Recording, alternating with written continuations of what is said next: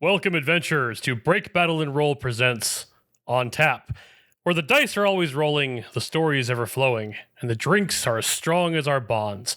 Your barkeep, Aaron Rollins, here, as well as our host, Ben Holland, along with some of our favorite tavern patrons, ready to serve up a frothy mix of tabletop tales and tips with a splash of humor and a twist of your favorite bar banter.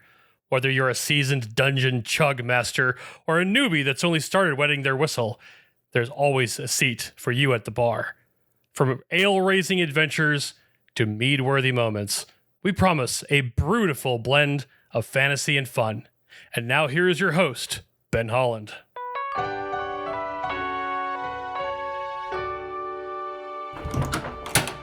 Welcome back, everybody, to Break, Battle, and Roll presents On Tap. I am your host, Ben Holland. I am here with my wonderful co-host, starting over here with Janelle Wilke. Hi, Janelle. Hi there, Ben. How's it going? Good. How are you?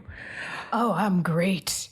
Excellent. We have our wonderful, normally DM who gets to sit back and not have to worry about running the whole thing tonight, Aaron Rollins. It's so weird to get introduced and not start this whole thing. Hey, how's it going, everybody? It's Aaron Rollins. I'm just sitting here not worrying about it, like Ben said. And normally Timothy Biscuit, the voice of anxiety, is today voiced by Chad Stafford, the original voice of anxiety. Hello there. Get your hands off the controls, anxiety. God. All right. Yes, I am here today. And we have an amazing special guest in our friend Katelyn McCaigue. Katelyn, welcome to On Tap. Yay! Hello. Hi, Katelyn. Thanks for having me. Claps all around. Wow, thanks. Microphone-friendly claps, people. Come on. Take a bow. Clap, clap, clap, clap, clap, clap, clap, clap, clap, clap, clap. Yes, perfect. Perfect. Nailed it. Why do I not have a clap sound effect on my stream deck? You know what? We should have the really obvious, not recorded at a live studio audience clap. Absolutely. I'd love that. I think you need like 3 of them. Like you should have the clap and the like, oh, and then like, Yeah. Yeah. maybe other sad noise. Have you ever seen the YouTube videos where they take the laugh tracks away from shows? It's so weird. It's so so weird. Yeah. It's bad, and it's not funny anymore. You're like, wait, was I in groupthink laughter? That's not good. That's not good. Katelyn, with our bar-themed show, we want to know what you're drinking or what you wish you were drinking right now. Oh, okay. Well, real life Katelyn is currently drinking the rest of her coffee from 4:00 today. Choice. And Nice. how warm is that? It's room temperature. Now, I think it's important. Did you make it or did you buy it? Just like, is this like 4 p.m. I made Starbucks? it. Okay. Ooh, so it's even colder. Oh, yeah. So it's even colder. Yeah. But it's still pretty room temp. I wish I was drinking. Oh, that's a hard choice. I would not mind a pina colada right now. That sounds if you pretty like good. pina colada And getting caught in the and rain. room temperature coffee. Yes, perfect. Tempid. What about you, Ben? Let's go around the table. What are you drinking tonight? Oh, well, I have stomach flu, so ginger ale. There's my share. Let me just spike that up for Sorry, you, bud. I laughed. You poor I thing. made it into a joke. Laugh all you want. When you have children and children are gross, all children are gross. My children are gross. If you're listening now, your children are gross too. And they're in like first grade and junior high. You tend to get sick sometimes. So yeah. My wife had it on Monday. My son came home from school early on Tuesday. Now I've got it. So my other child, it's only a matter of time before they're doomed. Just building up those immune systems and killing their parents. Yay! Wonderful. Chad, what you got? Real me is drinking a Topo Chico. Ooh. But in canon universe of BBR me, I'm feeling an old fashioned. That just sounds nice right now. Nice. Aw.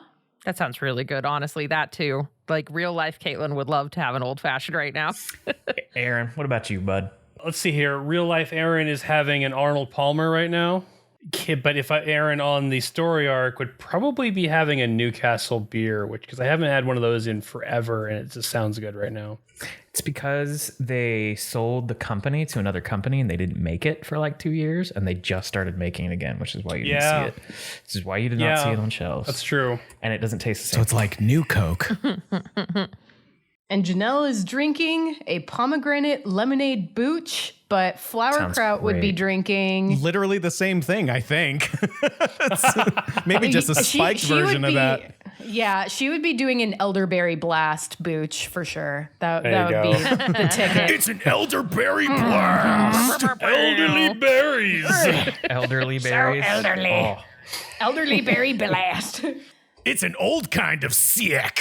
Oh, gross. Hey, that's how you do.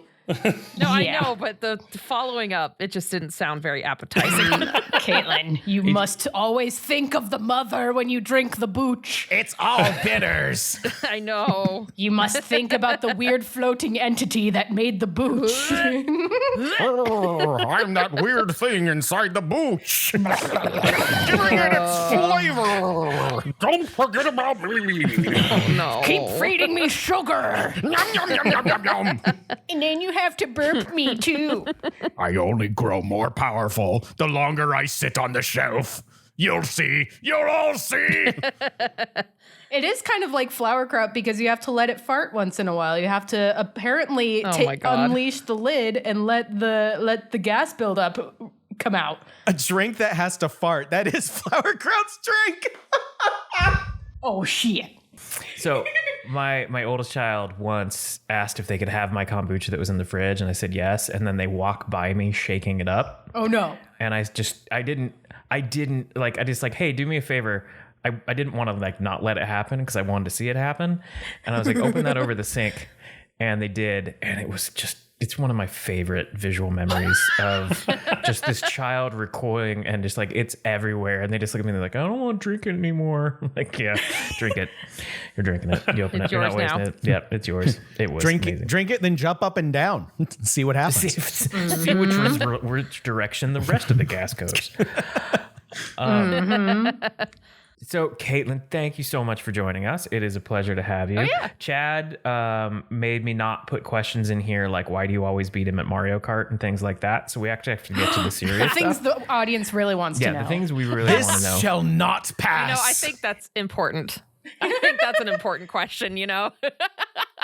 It comes down to mass, really. Bowser's just heavier. But Bowser on a motorcycle, a tiny little motorcycle. Bowser, not just a motorcycle, the tiniest motorcycle playable in the game, where his knees would literally get skinned just by making a small left turn. Would they leave blue sparks by chance as that's happening? Yes, they Yes, would. and Yes. it's sparking in my face, okay? And I'm not okay with that. Yeah, so anyone who wants to know, I am kick-ass at Mario Kart when I put Bowser on the little fucking stock bike with these big ass A little wheels. crotch rocket. So that is my build. That is what I go for. That's your D&D build, your go-to D&D build. Oh, 100%. Giant lizard person on tiny beep beep bike. Tie-in conveyance. I love it. So Brock. Oh, that's true. Brock. Yes. Brock. Oh, yeah. Oh, this bike's kind of I small. like it, though. I'm not sure if it's going to work out. Hey, this blue turtle shell flying behind me, it's blue with spikes. Right on. Perfect. That's pretty cool. Looking pretty good. That thing's going to leave a stud in me. Oh.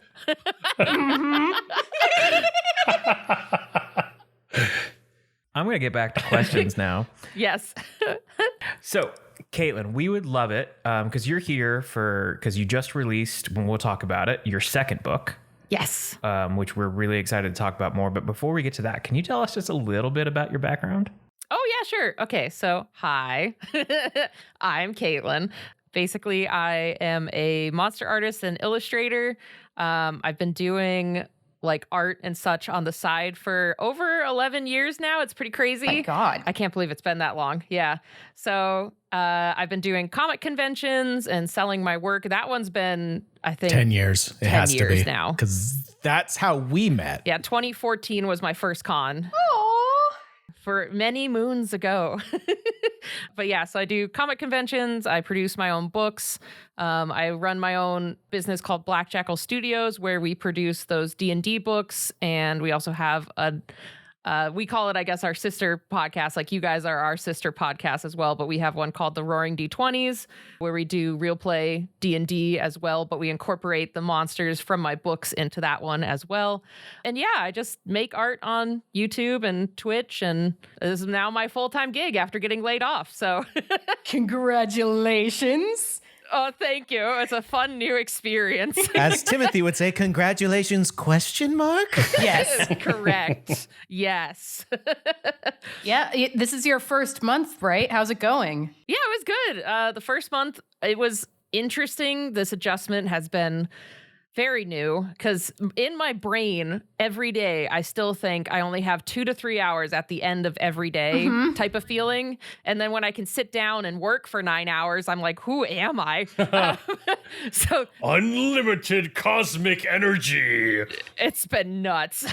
It's been really, really crazy. But then, yeah, it's like pros and cons. Awesome to have that much time. Con, finances are interesting. So we're figuring that out. Who needs money besides everyone I've ever met? But yeah, so speaking of your books, you just released Katelyn McCaigue's Creature Compendium Volume 2. Yes. Which is awesome. Can you tell us, so there's obviously a Volume 1, if you do the math.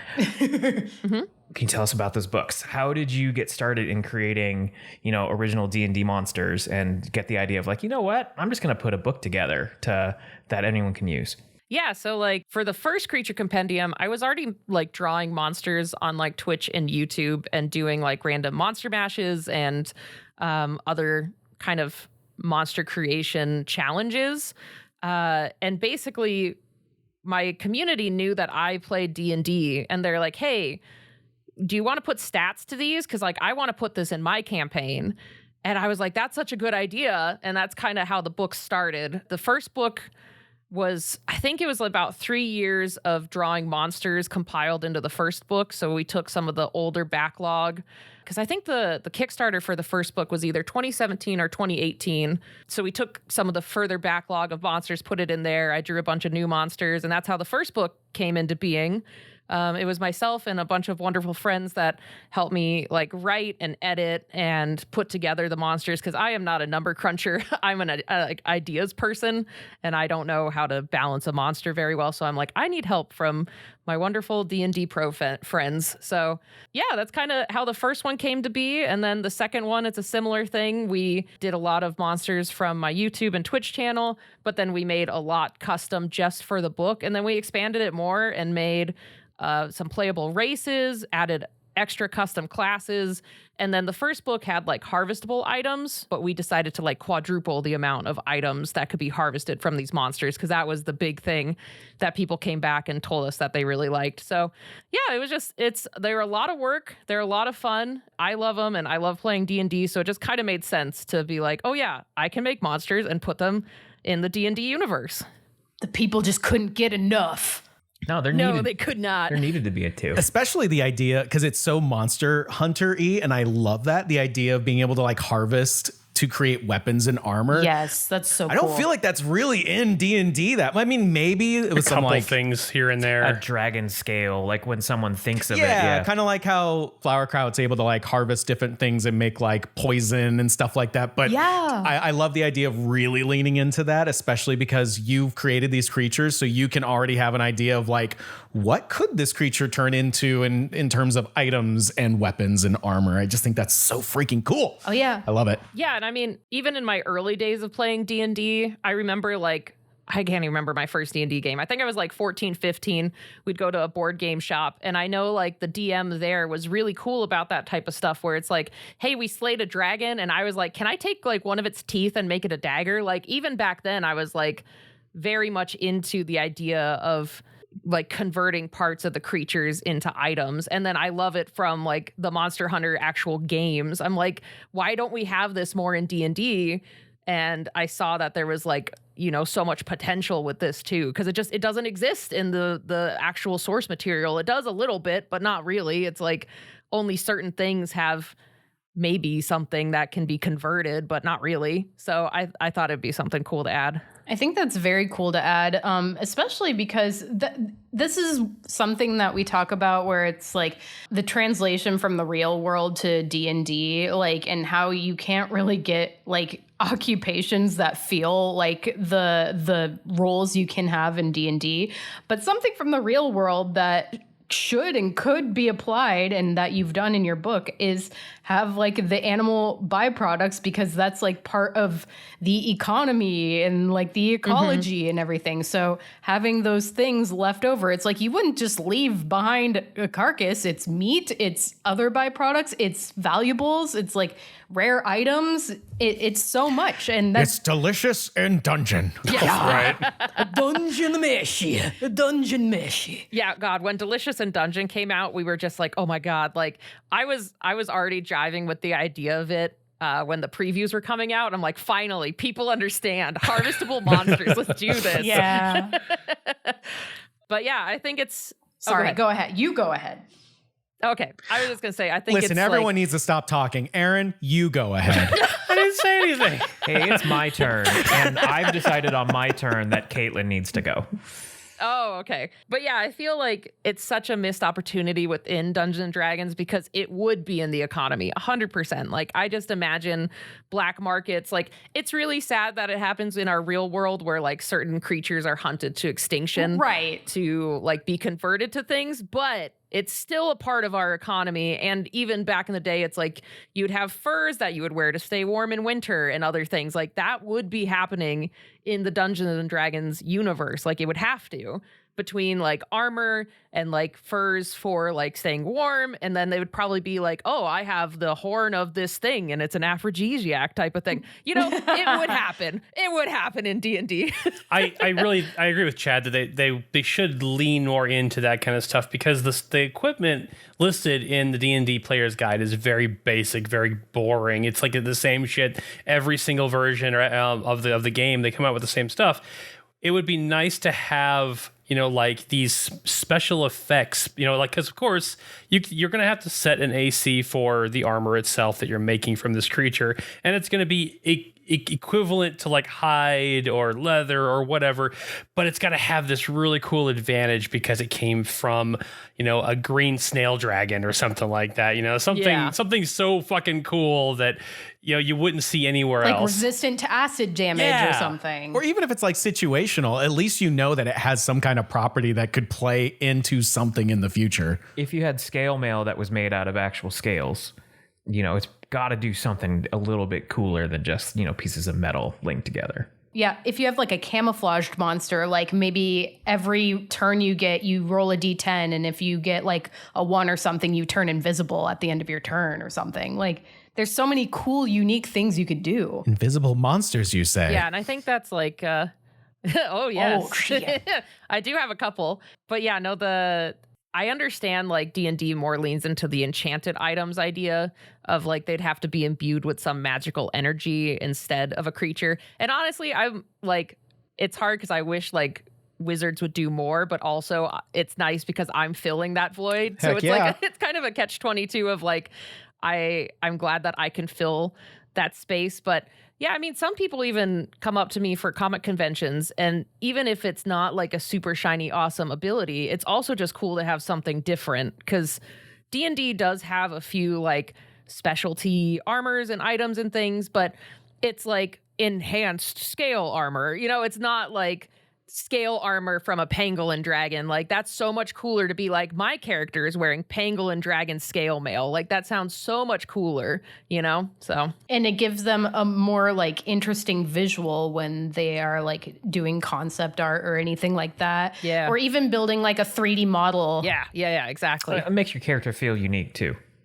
Yeah, for the player, that's an incentive for the player. Like, check out this cool thing that I have that no one else does. That's also to play into the visual aspect. That's why like when you're playing Monster Hunter, you're like, I know exactly what monster that armor set came from. Exactly. So it's just another cool way to visually distinct, especially when we're talking about a game that's, I would say probably about maybe less nowadays, but let's still say even if it's like 50% theater of the mind, if it comes from a source that has a description and an image and has been created, it helps fill in that, ethereal void where you're just trying to like think of what stuff looks like. So at least you have some sort of visual identification to like help craft this character or this world that you've built. Yes. It gives character to the economy of the story that you're running too, because like the kind of thing that Janelle really loves is the visual of what kind of food and drink and materials do these people have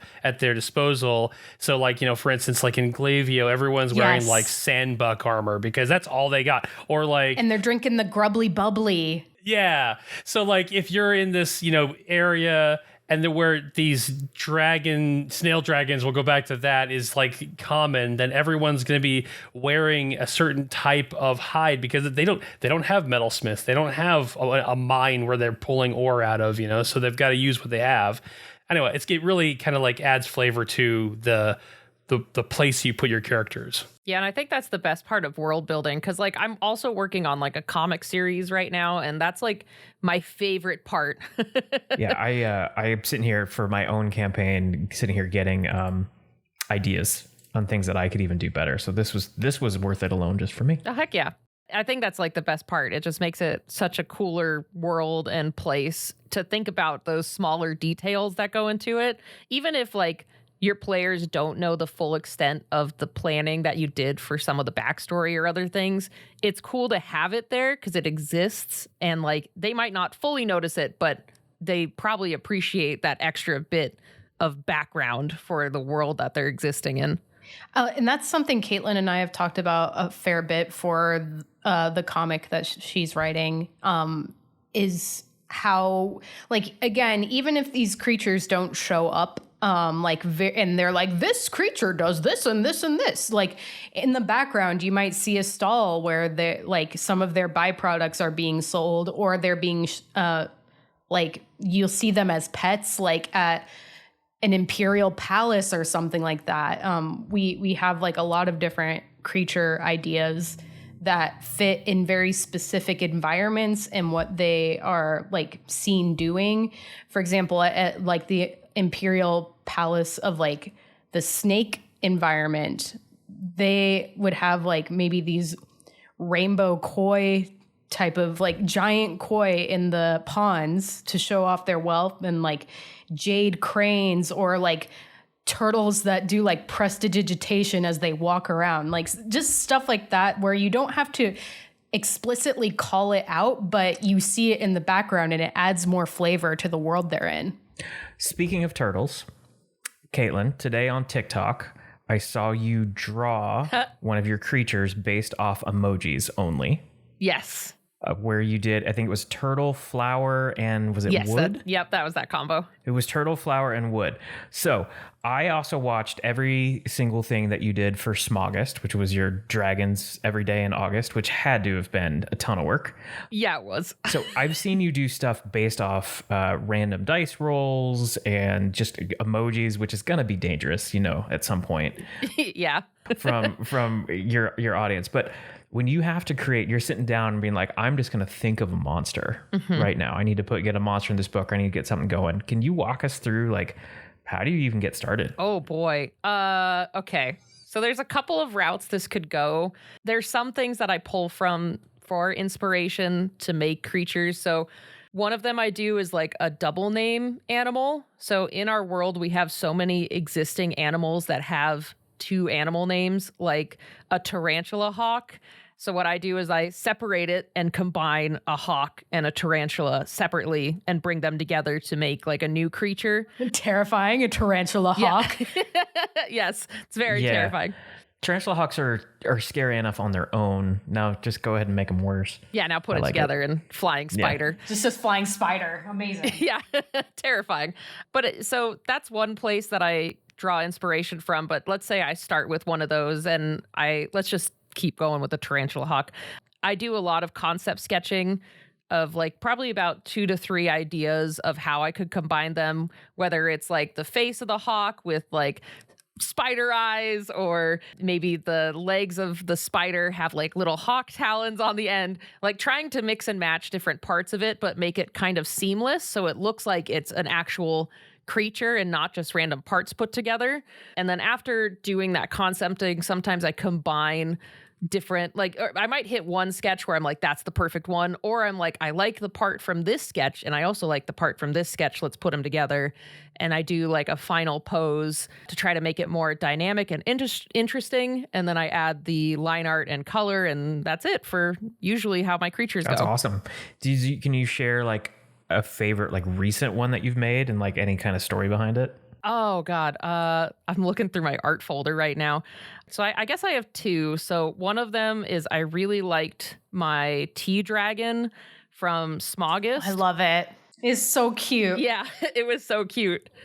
I love it so much. So that one was a random dice roll, and it ended up being a drake with a houndfish snout, and then it was either tea or coffee.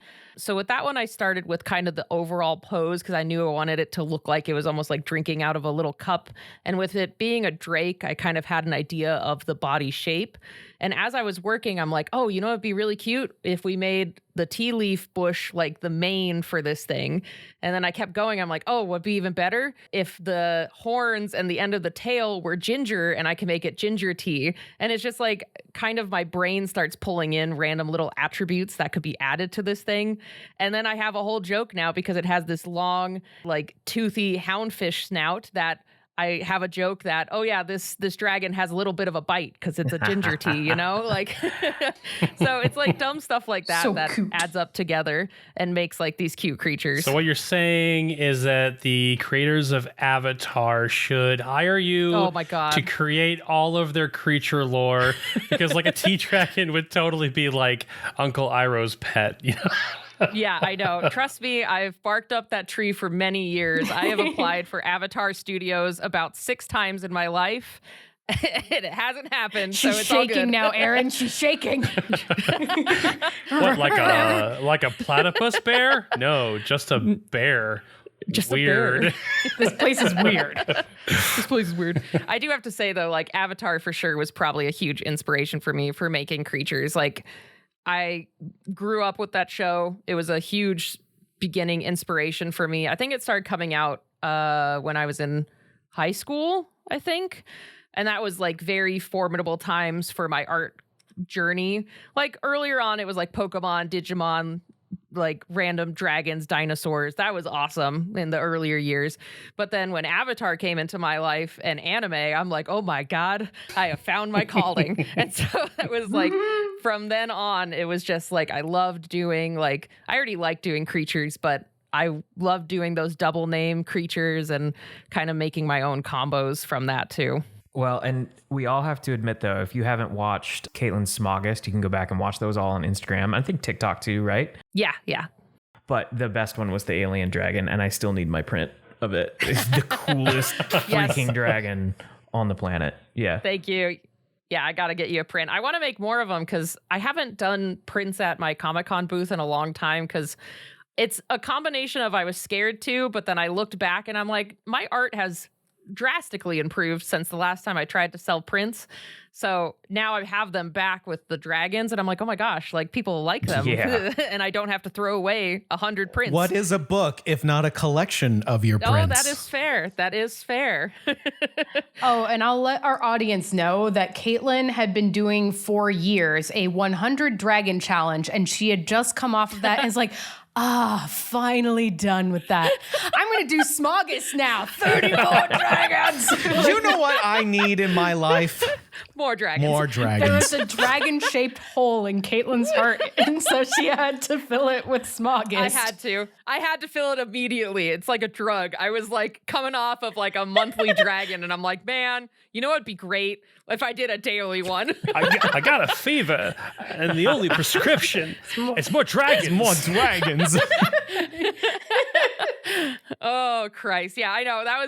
That was kind of gnarly. Like Smoggist was such a challenge, but it was awesome. They I don't were know. so good, Katelyn. And your aquatic ones were super cool. Like Oh, thank you. I have probably a top 5 and 3 or 4 of them are aquatic. They're just so cool. Thank you. Yeah, the aquatic ones are really fun. Like that's one of the things like younger Katelyn, if I looked back, I don't think she would have guessed that I would be good at aquatic dragons because she was all about like European fire, big wings, teeth, haha. And like now I'm like, man, I just really like drawing underwater dragons. Mm-hmm. Oh, and that Chinese beetle one. fireball.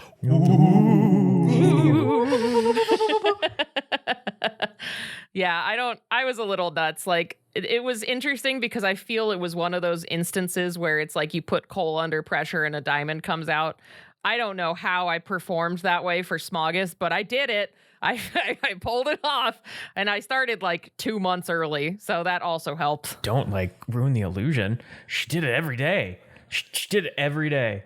Yeah. Oh, My sorry. immersion. Yeah, I totally broke the illusion. No, they were fun. And I told you at the Comic-Con booth, my oldest kid and I, every day, they would come in and be like, all right, is Katelyn's dragon up yet? And we would watch you draw one every single day. And I think that's awesome, right?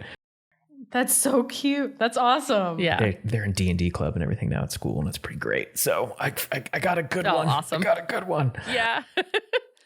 So when you're actually designing monsters like that, do you ever, especially when you know, like, hey, these are going in my book, like, what do you do or what are you thinking about to like ensure that they can actually fit within D&D? Because you talked about you guys are doing the number crunches and everything like that. Like, what are you guys doing as a group to be like, all right, cool, this dragon looks amazing, but we need to make him actually playable and fit in the game?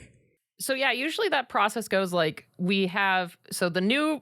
a little spoiler, we're working on Creature Compendium number 3 right now. Whoa. Another one? Exclusive. Only on tap.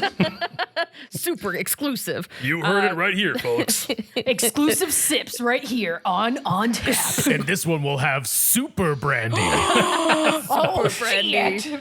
Brandy is so powerful. Ascended brandy. Oh God, cosmic entity brandy. Oh my God, amazing. Grubzilla. That'd be great. Yeah, we should Grubzilla. mention that. So there are some creatures in Break, Battle, and Roll that are from the Creature Compendiums, and Aaron probably could speak a little bit more to that. I mean, it's both ways because we started using some of the creatures from Katelyn's Compendium. Brandy is from Katelyn's Compendium, so everyone can thank Katelyn for all those shit fucking neuron nips. You're welcome. God damn it.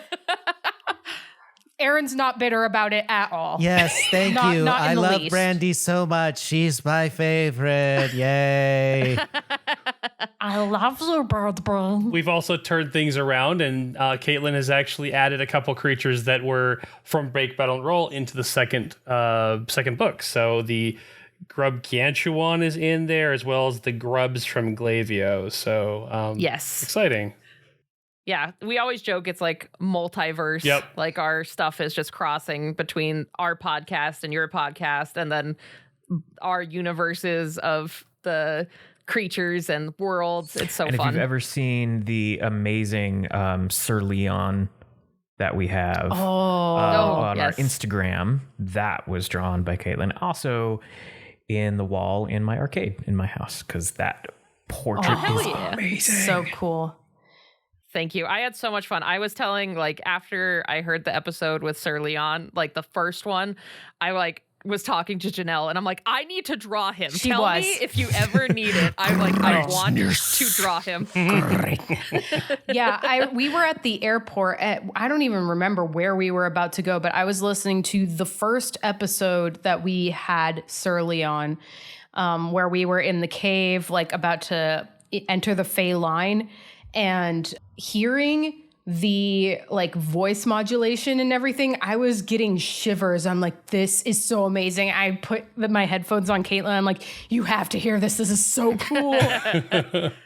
Yeah, it's amazing. Katelyn was all about it. I just have a thing also for like cool cat creature people things. You can say furries, I know that Katelyn. about myself, and I'm like, furries. Okay, yeah, I'm like, I'm like one removed from being a furry. You know, like it's so cool. Oh, something that you don't know and our audience wouldn't know is prior to the beta episodes that we did, the murder mystery, we did one kind of test run together. So it was like very, very, well, it's the alpha, right? Like This was like literally the first thing we ever recorded. Dustin was playing a character that was not Sherman. He was a dwarf. Yes, that was Rin, right? Mm-hmm.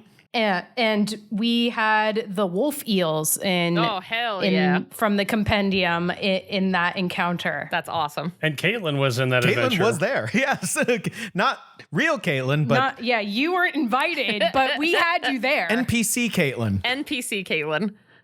Yes, it was. So the adventure that I had put together for your book for Saboten, Yes, was the test proto that we did for Break Battle and Roll. And when I had created that adventure, that one shot, it was supposed to be as encompassing of your book as possible, and also to feature you as a character. So like there were the wolf eels, the whale. Like literally, this is so funny because Caitlin in my adventure had a whale dog companion before you guys did it on RD20s. it was meant to be. Yeah, absolutely meant to be. And then I think what was that creature? It was like the big centipede. It's like burrowed out of the sand. Oh, the scorpion. Yes. Yeah, that was like the end boss of the adventure. Yeah, so we had like 4 or 5 different things out of the book in that. Yeah, that was so fun. I loved having you guys come and do like little D&D sessions.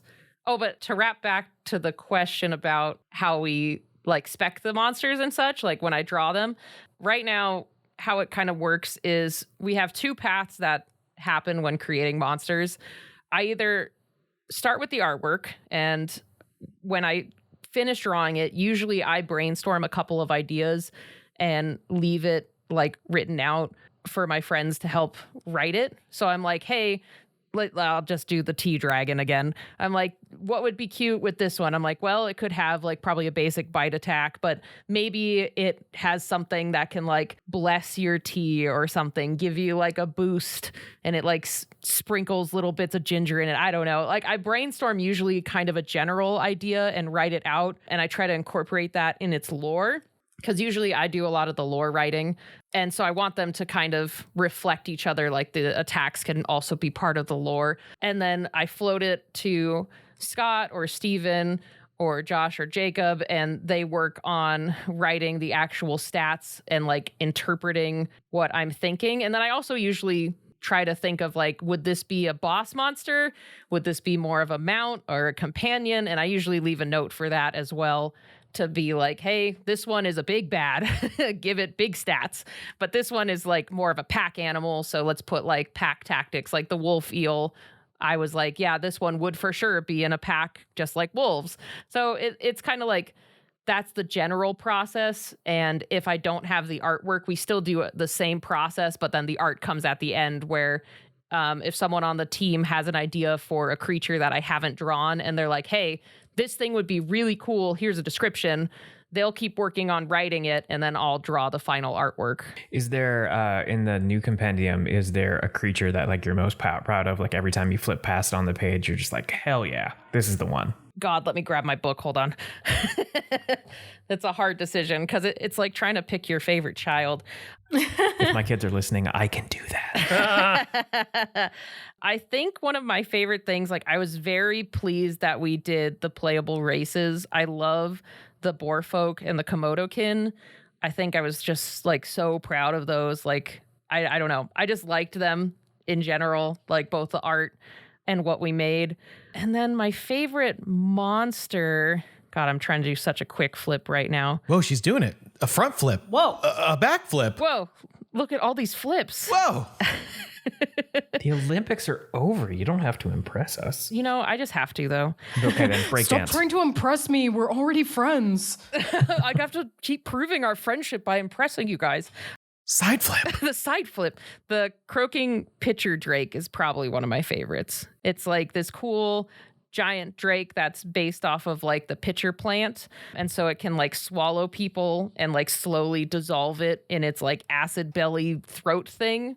I like that one a lot. That's awesome. And that's one of the ones you can get a 3D model Yes, of, right? yeah, I have 3D models for that one. Because I got one. Oh, yeah. Oh, cool. You got one. What? Shut up. I want one. I want one. What the fuck? So if Ben doesn't mind, we're going to take a quick pivot from today's custom crafted concoction, which is Katelyn as a guest. And we're going to go to a little segment we like to call let's take a question from the Ask Cask. Today's question is from our friend Stephen Miller, and his question is, what was the inspiration for all of the characters that you guys play? So, Katelyn, you can be included in this as for your character that's in RD20s, but let's start with Chad. No, I don't like going first. No, it's fine. You gave the anxiety boy the first. Yeah, give the anxiety boy the first one. No, this is actually really funny because Katelyn is on this episode. The first iteration of Timothy was on Katelyn's. We did a one-off, like a one-shot Twitch stream, to celebrate the launch of her first book. And I played a Kenku bard named Chord, like a musical chord. And that was the first iteration of Timothy. So the whole idea behind, like back then, I think it was really strict with Kenkus, like they could only do like mimicry and stuff like that. So I was just like, what happens if a bard could only do cover songs? And so that silly little thought was kind of like the first like interpretation of Timothy. And then, it's just since then when we decided that was going to be a show. Actually, no, after that, Aaron was running a home game in the world of Archipeldia. And that's when that character got flushed out a little bit more. And then we did a couple of sessions of that as a home game. And then that's when the pandemic happened and we were talking about doing a show. And just over the course of doing that character on Katelyn's one shot, which I brought up the invisible monsters. I don't know if you remember, Katelyn, but I think I did, wasn't color spray. What's the other one where you can like highlight something any color? Fairy Fire? Yeah. So Chord did Fairy Fire against your chameleon lizard guy. And I was so mad. I'm sorry. But just like over the course of multiple iterations, just like it went from doing it as that one shot to doing it as a home game to doing the recording sessions with you guys, like the protos. He just kind of evolved. Yeah, and how evolved he has become. He's such a character now. Going in order, Janelle, how about you and Flowerkraut? Let's see. Flowerkraut, I think I first came up with the idea of an old lady character before I came up with the name. And it was while I was driving around. I can't remember what mental state I was in at the time, but I know that I was maybe just thinking about just the idea of getting older and what I would be like as an old person. And I was just kind of having one of those existential moments, I'm sure. And I was like, what do I want to be like when I'm older? Will I get to enjoy the things that I enjoy now? And Flowerkraut was kind of an answer to that. It's like, what kind of old person would be like so funny to me to exist and like delightful to exist. And so just like an old lady that likes scaring people on an island, but also having fun and partying with them too. It's like depending on her mood. I remember Madam Mim being a big influence on your development Yzma, of Flower.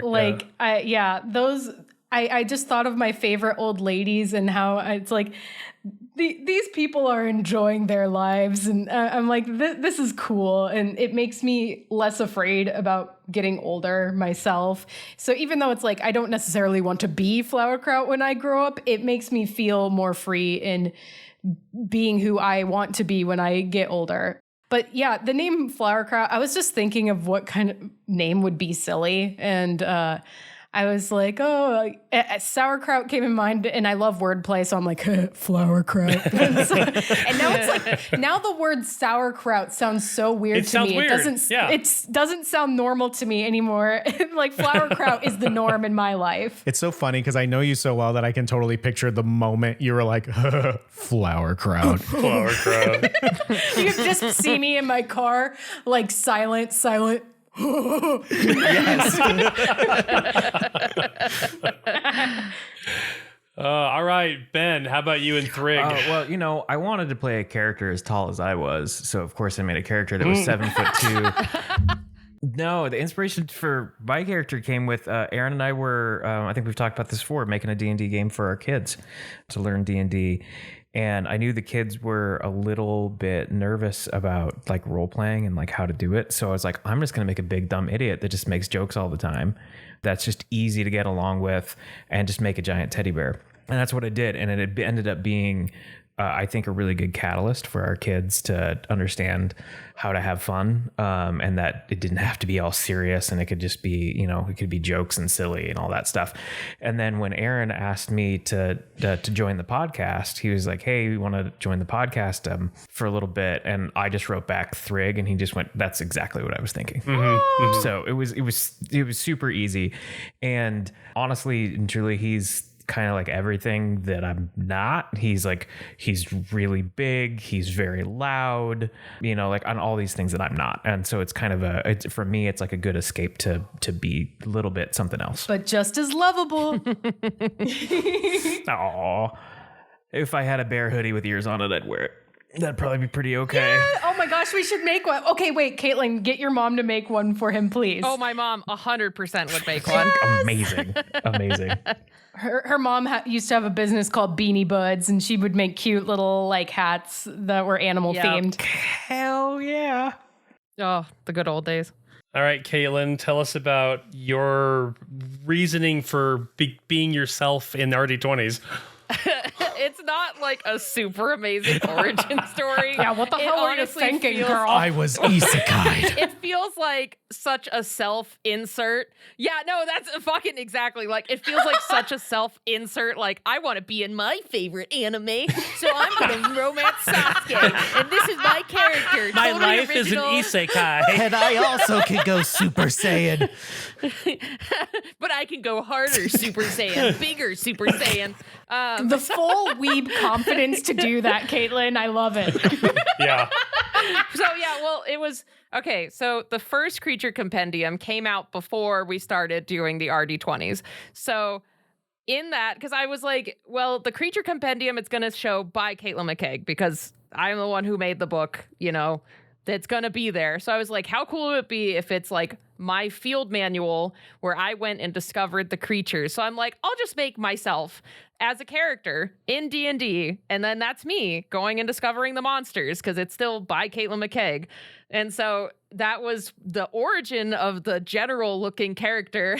And then when we decided to make the podcast, I was like, man, yeah, let's like incorporate the monsters. And then I was talking with Scott, our DM, and I was like, can I be me from my books collecting monsters? Like, this is her background origin story of how she found the creatures that are in the book. Like, you're kind of following along with her tale. And he's like, yeah, that sounds great. And so that's why the intro for our podcast is like, hi, I'm Katelyn McCaigue playing Katelyn McCaigue. It's like, I'm just Caitlin because with a C. I decided. Yeah, I am the other Caitlin, one of the 120 other ways to spell Caitlin. It's a K and an 8 and an LYN. We never know. Yep. It's different every my time. My two nieces, I have a niece named Caitlin and I have a niece named Kaylin. And I screw it up every Christmas when I have to write things on cards. bet. So yeah. Caitlin. Yeah, we also have a joke. You know what? Oh, go ahead. No, you. We also have a joke in the podcast. Everyone stop. Aaron, please. I've been trying to get a word in. Thank you, Chad.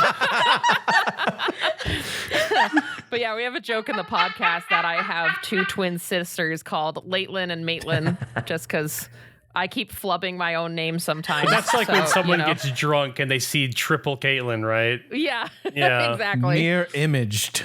There you go. You did a self-insert and it still confuses you. I know. Who happens. am I? Who am I even? But yeah, so I don't have like a really awesome story. think I'm that's just kinda like, well, awesome. I I made think the that's a book. pretty so awesome I kind of story. love okay. it. Yeah. Okay, cool. It's just I find it so funny whenever we intro the podcast. I'm just like, of course, I had to do a fucking self-insert. I had to do dorky, it, I man. guess. I know, it's really dorky. Like, I mean, just to do a nice throwback to my childhood, that was like a lot of how I learned to draw. Like, I made myself into a Dragon Ball Z character. Oh, yeah. Hey, same. It's I okay. like made myself a beefy Super Saiyan. I would do that with every franchise. I'm like, oh, here's my Pokemon trainer. Here's me as a Dragon Ball Z character. And here's me with my Digimon. And here's me in the Avatar universe. I do it all the freaking time. It's always self-insert. I love that. I was going to, Aaron, what was the inspiration for the barkeep? That's a hard one. I mean, like, I think we talked about this on a different episode, but for writing the rails right behind Katelyn, it's kind of a self-insert, like the barkeep. I was just trying to imagine this astral vessel that has these strange creatures that are visiting and drinking, and like even the staff is all kinds of weird races and whatnot. And like, what would the barkeep look like? Like how would he act? And I just wanted this, burly guy who fits in a fantasy setting. And it was funny because Janelle drew the barkeep and like used essentially like aspects of what I look like in the drawing. And I was like, Yay! Yeah, that's fucking him right there. So it was really just, what fits as a good barkeep for this crazy astral vessel. Thanks, guys, and thank you to Stephen Miller, our buddy. We just call him Miller. Thank you, Stephen Thank you. Miller. Hey, Miller, if you were listening to this episode and you remind me, plus inspiration for you on our next game. Yay. And that was our drink from the Ask I don't know when the last time I heard someone call him Steven was. So fantastic. Steven. Even his mother calls him Miller. Even his mother calls him Miller. All right. Well, Katelyn, thank you so much for being with us. Do you have time for one more question? Oh, yeah, 100%. Just one. Someone, maybe we'll sneak in two. Maybe we'll sneak in two. Okay. So we'll sneak in two. So what... You've gone through probably many iterations of figuring out like what your workflow looks like, what your creative process looks like, things like that. So what advice would you give to any aspiring artists who are looking to like do stuff like this for D&D? At least in terms of like developing your workflow and like actually producing product, I got like two quick things of advice. So first off, I actually talked about this on Twitch today, but don't rely on inspiration or motivation to strike. You need to kind of develop discipline. Like if you want to create things consistently and have a product or like a project that you have, I would recommend more doing like, hey, every Monday, Tuesday, Wednesday after work, I'm going to sit down for an hour and work on it. And I'm consistent and I do this every time. And you can start with smaller amounts of times and build up. It's kind of like going to the gym.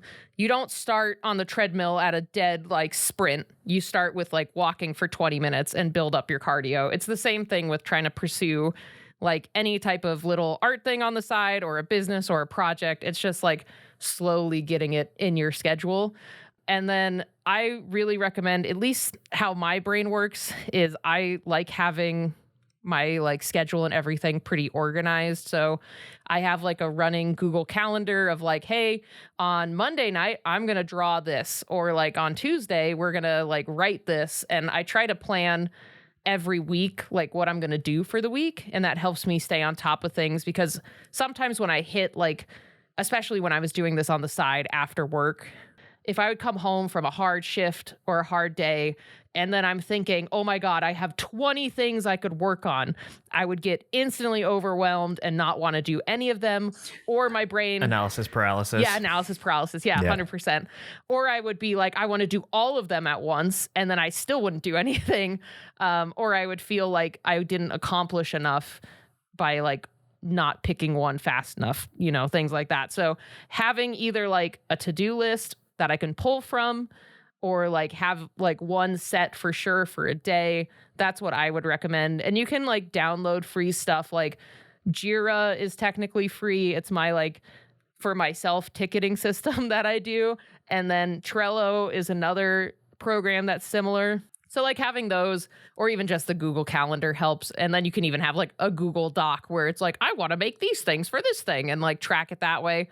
It just helps. And then it helps keep your brain in check of like, I got this done. We're almost to the end of this project. It really helps me a lot with that. So now that you're doing it full time, because you said when it was a side gig, but now it's not a side gig, you're doing it full time. Yeah. Are you doing more of that to keep focused and motivated, or do you find yourself doing less and giving yourself more space to be with a project for longer? I would say it's kind of a bit of both. I would say I'm doing a lot more planning ahead of time. So before I made the transition, like I knew about 2 months in advance that I was getting laid off. So like the first month after I got word of it, I kind of went into a frenzy and I was like, I'm going to apply for every job I can think of, because I was like, I should really stick with a job. But then after a month of like, it was actually, I think I got 3 months notice, because it was like 2 months of applying and not hearing anything, or just getting all rejections. So after that, with like a little bit of the final countdown, and during this, I was talking with my husband about it. I'm like, hey, can I just like try doing this full time? And we were crunching numbers, figured out we could do it. And during those months leading up to my layoff, I basically laid out 4 pillars for myself of projects I want to work on. I'm like, all right, one of the projects is my tabletop stuff. I'm going to make my Creature Compendium and my other merchandise for it. That's one pillar. And then another pillar was my comic.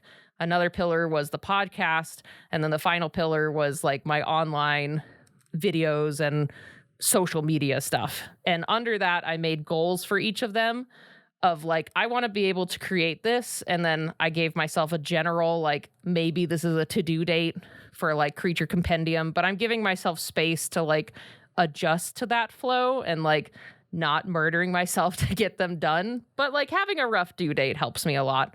So I have those overarching goals and like what I want to do. And then from there, I broke it down into smaller steps. And some of them I'm just kind of making on the fly, to be honest. Like YouTube videos, I'm like, this video sounds cool for like 2 weeks from now. And then I'm putting it in my calendar for later, you know?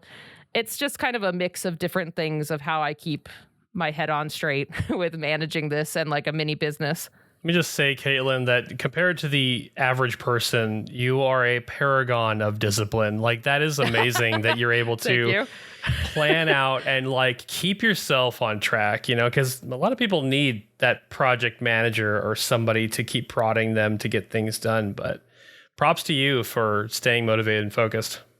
Thank you. Yeah, I feel I got lucky with like who my parents were, because my mom is very much the creative, like go with the flow type.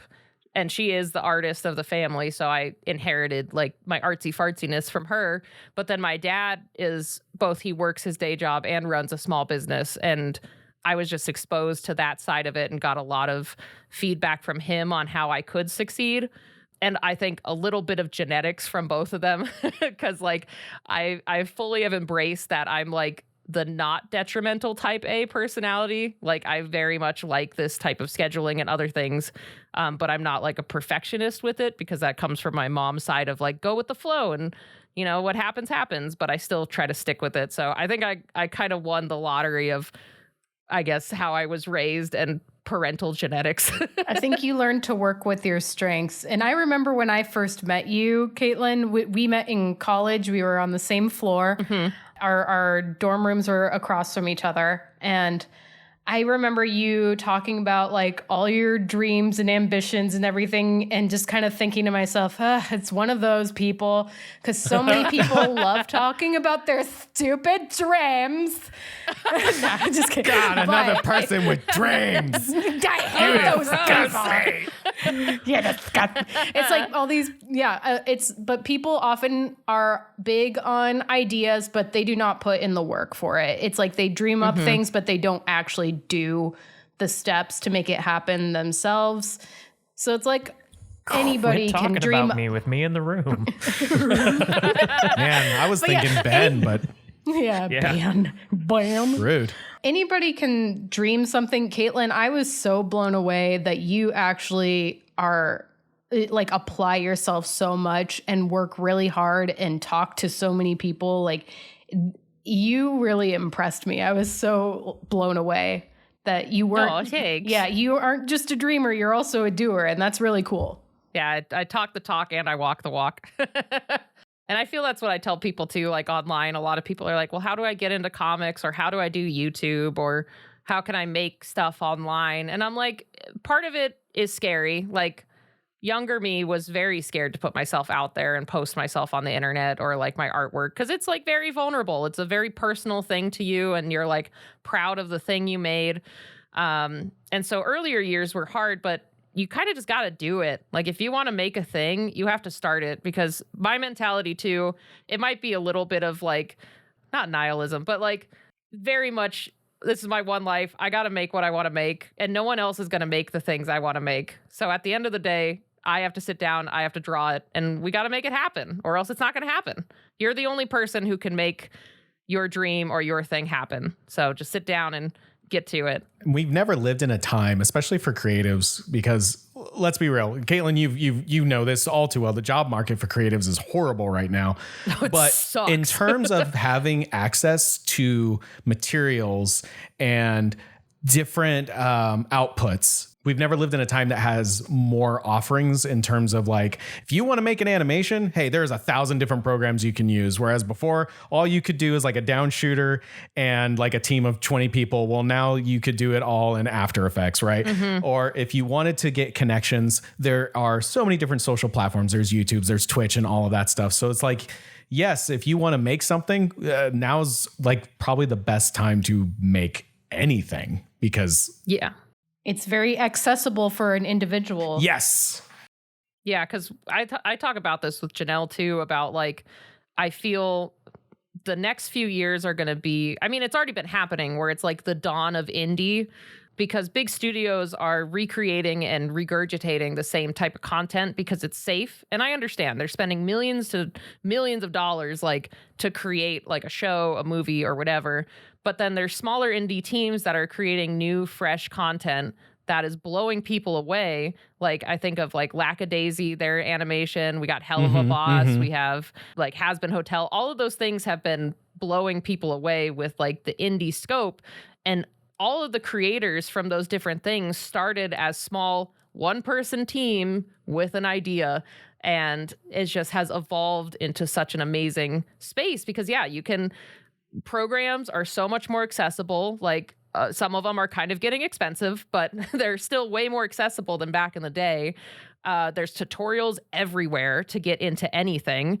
It's really easy to reach out directly to certain people if they're willing to chat and give you advice. It's like so easy to find someone at a Comic-Con. I mean, that's what I did. When I started, I took my portfolio to comic conventions and I made some of my best friends in the comic sphere because of that, but they also gave me great feedback on my artwork. Like, it's so much more accessible for you to do your own thing and like make your own projects. That's so cool. That's awesome.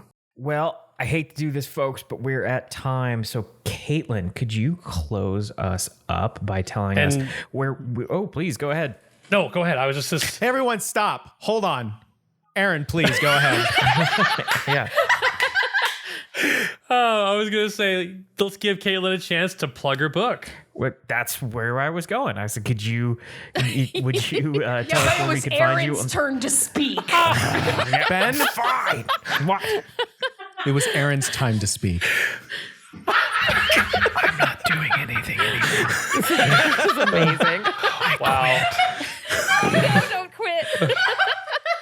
Sorry. But yeah, I could close it out. So yeah, you can find me on. Tell us where we can find your social media in your book. Okay, cool, great. So you can find me under K McCaigue, KMCCAIGUE on basically every platform. I'm everywhere. Or Katelyn McCaigue on YouTube. You can check out my artwork, like my portfolio and my shop at KatelynMcCaigue.com/shop, or just KatelynMcCaigue.com if you want to browse my work. And now we have a new, like, totally revamped, awesome Black Jackal Studios website. So if you do blackjackalstudios.com, it has our shop with both of our creature compendiums, both physical and digital. And we have the minifigures available and the STL files for them. And then one final is the book just got released today on Drive-Thru RPG, and it should be available soon on Roll20 with some like little icon packs too. Heck yeah. That's awesome. That rules. So many things. And if you go into a random like anime store in downtown Phoenix, you can sometimes find her stuff as well, like I did randomly one day. Yes, I'm at K Collective in Phoenix as well. I was like, I know that name. So many places. I know who that is. And then, if you want to If you want to meet me in person or buy stuff in person, I have an events page on both Black Jackal Studios and my website. So you can find me at like my Comic-Con booths, because next year I'm probably doing like 12 conventions. Please pray for me. That is a lot. Well, we greatly appreciate having you. Thank you very much. And I'm going to go ahead, because he's been trying to talk the whole time, and let Aaron wrap up the show. My God. I literally like stopped short because I heard that you were going to say the exact same thing I was going to say. Yes. But then Chad was like, Aaron, go ahead. Comedy comes in threes, Yes, baby. I was hoping for the Aaron. I was here hoping he for comes. the third time. He's revving his engine. Oh, Thank you again, Katelyn. We appreciate you having you on the show, and thank you for everybody who's listening, and we will see you on the next episode. A toast to Katelyn. Cheers. Toast to Katelyn! Thank you! Cheers. Clink, clink. Bye. Bye. Hey, thank you for turning into another episode of On Tap.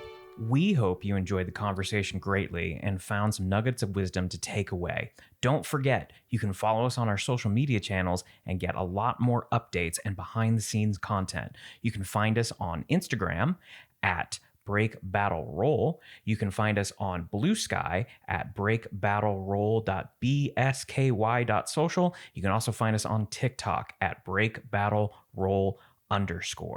We love hearing from our listeners, so please feel free, share your thoughts, your feedback, or just come by and say hi. Until next time, play your TTRPGs responsibly.